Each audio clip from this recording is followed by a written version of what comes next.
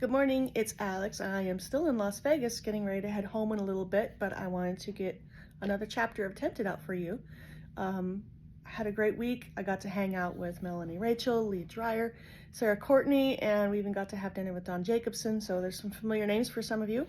If my hair looks a little especially wild today, I forgot to bring a brush. I do not even have a brush with me here. That tells you how much I care. Anyway, had a great week, learned so much. There's so many things happening in the publishing industry right now, which is, it's been interesting for me to learn all that. And I hope we can continue to build forward. We've learned a lot to hopefully just make the experience better for everybody over the next few years with all the changes that are happening in the industry. So that's why we came, and had a great week. So here we are, chapter 21 of Tempted, and let's go. So we're at Pemberley, and my arm might actually break. Sorry about that. You saw nothing. Elizabeth crossed her arms and cocked her head at Georgiana Darcy. I am not blind. But you saw nothing, hissed the girl. Do I make myself clear, or are you truly so thick that you would insist on claiming a lie? I do not work for you, Miss Darcy, Elizabeth snapped back. I speak as I find, and I found something quite shocking today. You do not dare. You would not, Georgiana cried. You are my guest. Do you not understand how it works? You have no rights here. Elizabeth tapped the toe of her shoe on the hard floor. What are you keeping from your brother? Who is this secret lover of yours? I cannot believe Mr. Darcy would approve. Approve? Of course he would not. Why should I bother otherwise? I don't know why I should even explain to you. Georgiana made as if to push past Elizabeth and leave the room. Because if you do not, I will speak to the Earl, and he will speak to your brother. Georgiana turned back with a sneer. As if my cousin would believe a word you said. Elizabeth shrugged. Do you want to take a chance on that? Miss Darcy, I have 3 younger sisters, and between them all, they have exhibited every vice and trickery you could possibly devise on your own. You can trust me when I say I am in no humor to give consequence to illicit love affairs. Sorry, my eye is watering. Georgiana rolled her eyes. It's your fault. If it had not been for you, I would already be in Paris with my friends. They had to leave without me, and only Mr. Wickham remains. She crossed the room as if floating on glass, in a manner oddly reminiscent of the Countess she held in such disdain, then turned to stare back at Elizabeth with her chin thrust out. I am leaving for the continent next week. My brother promised me a tour with my friend, Isabella Young, but because of you, he made me stay. Now he has gone off, and I do not mean to miss the best part of the season. I shall be in Paris by the time he returns to London. Doing what, and with whom? Elizabeth demanded. Boarded up in some dismal rooming house with that faithless rascal I saw. Georgiana's nostrils flared, but her cheeks remained a perfect shade of alabaster. What would you know of men? You, who have never met anything but dolts and idiots before you ensnared my cousin. You do not even know what a gentleman is. I know what he is not. He is not a thief, stealing into gardens and clipping the roses while a master is away. Georgiana snorted. You're a poet now. If you must know, no, my brother and Mr. Wickham are not friends. And that makes it more appealing to you. If he were my brother's friend, he would have informed on me. Everyone around me answers to William. Everyone, even you, who probably never did a proper thing in your life. Elizabeth lifted one brow. Then tell me your intentions. Why tell me your intentions? I'm sorry, my eye is so distracting. I have already said I would speak to the Earl. Reginald, do not make me laugh. By the time he thinks of which horse to saddle to come speak to me, I will be long gone. That will be on your own head, I suppose. Not if I leave without proper preparations, a safe place to go, and a traveling fund secured. I mean to go, Elizabeth, and I can do it with sufficient planning, or I can leave in the middle of the night if you force me to. You're a fool. Elizabeth shook her head sadly. A delusional fool, thinking that leaving your family and your dear ones behind will give you happiness. I can assure you it is the very farthest thing from it. Then why don't you go back? I will even buy your ticket. Elizabeth gave a rueful laugh. I would if I could. Believe me when I say you will regret doing this thing. You will only grieve those who love you, and you will take risks with your safety and your reputation that you cannot begin to comprehend. Go, if you wish. If you mean to be that foolhardy, then you are correct. I cannot stop you. But think what you leave behind.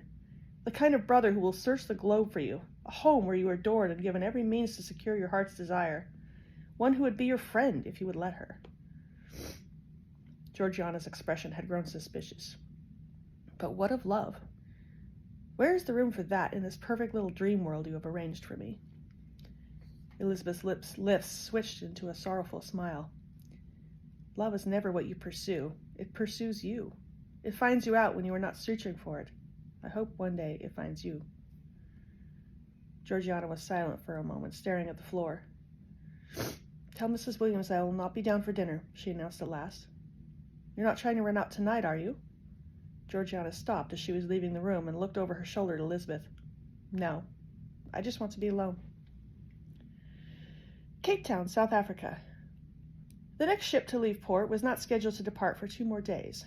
Dejected in spirit and weary in body, Darcy trudged to his former lodgings and secured the company of a smuggled bottle of brandy. Jabu offered to find better entertainment for him, or at least better food, but Darcy dismissed him with a half-hearted shake of the head and a gold crown for his trouble.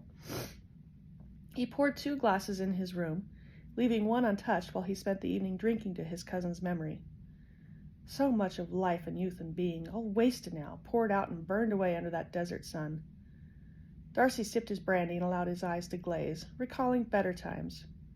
Winter evenings by the fire, now gossamer things that faded with the touch of memory. Long days of boyhood escapades refracted into the hazy mirage of what was, and the dreams of young men now scorched to cinder and ash. Darcy's throat strangled with feeling he refused to shed, preferring to cling tight to the ache. The world had lost, oh hang the world, he had lost a good man, a brother, and the very best of friends. And what of that bright-eyed woman who bore his cousin's name? Comfort the widowed, the general had said. Bah, comfort a woman who had lost her heart's treasure at the whim of the Empire. More callous words had never crossed a man's lips. Darcy pressed his aching eyes into his fingers and mourned for what could never be, and for losses greater than his own. How he and his cousin had once spoken of their dotage, with the laughing assurance of young men who presumed that tomorrow was promised to them. How many times did they fancy their children and grandchildren playing on the very grounds upon which they themselves had capered and frolicked? Richard had spoken, at least in jest, of the day when some lad would bear his image and engage in the same crimes. The soldier he became was a more practical man who never spoke of marriage or having a son, but perhaps in his last months Richard had sensed something of his own mortality. Perhaps that was why Elizabeth. He plunged a hand into the depths of his breast pocket and drew out the portrait of her, taken at Matlock. He had meant to give it to his cousin if he found him, a bit of cheer for a weary soldier. After all, who could not find their own heart restored in looking upon her face? She was fire and wit and grace personified. Moreover, she was strong enough, dauntless enough, to push back the angry tides of fortune and give fortune and rest to the forsaken. Now she herself was the one left alone. Darcy sighed and stuffed the stopper back into the brandy bottle. In his darker moments he could grieve that no hazel-eyed youth would run Pemberley's halls in coming years, but perhaps Providence had seen fit not to darken her future with the shadows of the past. Perhaps it was not too late for her to find happiness, and perhaps that was to be the epitaph Darcy would carve out for his cousin. He loved a good woman, and she went on to live a good life. She had it in her. Oh yes, if anyone ever did, Elizabeth had it in her to live again, to build something new. Though it had been better than a month since the scandalous round of billiards with her, Darcy still shivered each time those mischievous words tickled his ears. Her threat not to give him any quarter, her promise to do all in her power to succeed, even if it was only a game. To cheat death, if need be, to win at life. She would laugh, she would falter, and she would struggle to her feet once more. And yes, God willing, and with his own help, she would find love again with someone else. Early on the morning before he sailed, Jabu appeared outside his room with a wooden crate in rough condition. "This for you," he said. "I talked to a man at the War Office. He says they are going to send this back to England, but I say it is for you, and he gives it." "What is it?" But no reply was necessary, for the answer was obvious. Richard's possessions. Darcy spied a letter addressed in his own hand, an eagle feather, no doubt recovered from the Wyoming countryside, and another letter from the old Earl, Richard's father, just before his death. Darcy held the letter up and wondered if Richard even knew his father had died before he met him in person in the hereafter. There were medals, too. His cousin was a valiant man, but apparently humble as well, because his family did not know of these. A few personal items, a fork and a spoon, a spare tunic, a framed miniature of his mother, And then there was another letter. Darcy turned it over to inspect the hand and address. Dated last June. Richard had opened it, possibly the last thing he had read before taking that fateful assignment. Darcy fingered the letter with aching curiosity, but then he put it aside. It was not addressed to him. Jabu, he said, would you be so good as to take this to the ship with my trunk? Stay a moment. He took the letters out, for they were too precious to pack away in the musty hold of the ship, and consigned the rest of the crate into Jabu's keeping. Thank you, my friend, and farewell. The young man nodded, his smile wide and bright. Hambakale, Mr. Darcy. Back to Pemberley. It had been 3 days since Elizabeth's confrontation with Georgiana Darcy, and so far the young heiress had been curtailing her activities to close roots near the house, nearly always within Elizabeth's sight and hearing. It was as if she were chaperoning herself in some defiant twist of logic, perhaps trying to prove to Elizabeth that she could and would behave with wisdom and propriety, so long as it was on her own terms. Neither had moved to resume their afternoon music lessons. In fact, they hardly spoke at all, but when they were in the same room, Elizabeth's curious glances were always met with an obstinate stare. Very well, Elizabeth had huffed to herself one morning, after a particularly uncomfortable episode in the breakfast room. Let her think I will say and do nothing. Let her believe she truly is her own mistress, and act accordingly. I shall take what precautions I see fit. Jane knew nothing of it. In fact, Jane hardly knew anything at all, except that Mr. Bingley's eyes were the exact color of the Derbyshire sky on a cloudy morning, and that she got gooseflesh every time he said her name in that rich North British accent. And he brought her a flower from Mr. Darcy's hothouse every morning. Elizabeth watched it all in reluctant amusement and no little pleasure. Jane was as good as lost, and Mr. Bingley possibly more so. When she saw them together was the only time Elizabeth doubted her resolve to lay bare all the truth and possibly destroy that fragile network of good relations they had begun to establish. The Countess called that afternoon, bringing with her the Dowager instead of Miss de Bourgh this time. The aging noblewoman, who had seemed so menacing upon the first meeting and so reluctant for that meeting to take place, had warmed remarkably towards Elizabeth in last weeks. The Countess herself marveled privately to Elizabeth once that the woman took years just to look me in the eyes when she spoke to me rather than over my head. She likes you very well indeed. But why? Elizabeth had asked. I was not at all polite to her. In fact, I was irritated enough that now I look back, I think I was rather disrespectful. You were not seeking to flatter her, and she liked that at once. She thought at first you were a fraud. You cannot blame the woman for that, for her own husband was a kind of fraud, so were most of her friends. Elizabeth's only reply had been a tight nod. The Dowager settled herself near the fire and requested for Elizabeth to sit beside her, with Jane on her left in the chaise. "Where is my niece?" she asked, almost as an afterthought. Elizabeth caught Jane's eye. Jane, who, in her innocence and love-tinted euphoria, had still not discovered the recent tension there. "I believe she was feeling unwell this morning," Elizabeth suggested. "I'm certain she will come down if she is able." "I should hope so," the Dowager sniffed. "The girl has been far too retiring of late. She could do with a bit of sociability with her elders. I shall have a word with Darcy when he returns." Elizabeth offered a nervous smile. This would properly be her opportunity to speak of her misgivings and her concerns. Who could be more suitable than Georgiana Darcy's own relations to know of her reckless intentions? But she also believed in her own heart that the girl's real scheme was not to ruin herself, but to cause a fray in the family. What better way to rip and tear than to force Elizabeth to inform on her, thus lining up the various relatives and factions? What a pretty disaster the childish heirs would have wrought. Better, perhaps, to continue with her own measures, which were by no means impotent. "How is Billy getting on, my lady?" Jane asked the Countess after tea had been served. "We hear so little from him while he's engaged in his duties." The Dowager snorted, but the Countess merely nibbled at her scone. "He is well enough," she declared, "but he could do with a bit of supervision.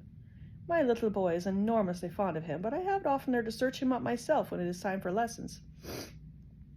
Elizabeth's cheeks heated. "I'm sure he means no offense." "Oh, I do not think your Mr. Collins is capable of intending to offend, but he is a bit distractible. And that brings me to why we came today, Elizabeth. I think he would do better with his cousins nearby."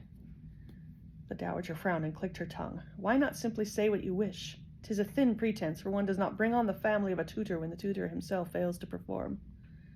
The Countess laughed, a bold, carefree sound that Elizabeth had grown fond of. "Of course not. You are correct, for it really was an excuse. So, if you please, I have been very transparent and even a bit manipulative.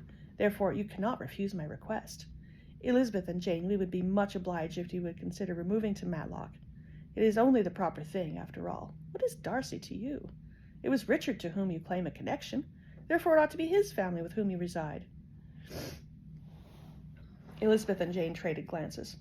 Mr. Darcy's prediction had come true, and her heart fluttered with the joy of acceptance and belonging at last. But then, what of Georgiana Darcy? And judging by the doubt in Jane's eyes, her sister was concerned for her budding courtship with Mr. Bingley.